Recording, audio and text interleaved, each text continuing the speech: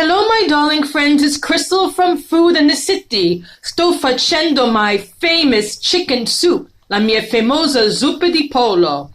Eccoci qua. Devo usare la parte più grassa di pollo, thighs, le cosce.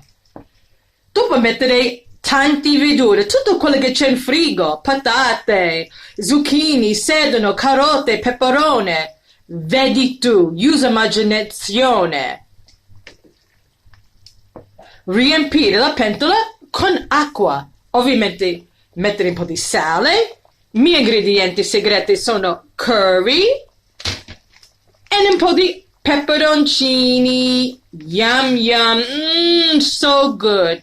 Lascia che si cucina tutto per un'ora. Puoi mettere anche un pochettino di olio di oliva e un po' di sugo di pomodoro. Yum yum yum. Aglio, cipolla, tante verdure. Nostro pollo, copri tutto con acqua, fiamma alta per il primo 40 minuti e dopo basta per gli ultimi 20.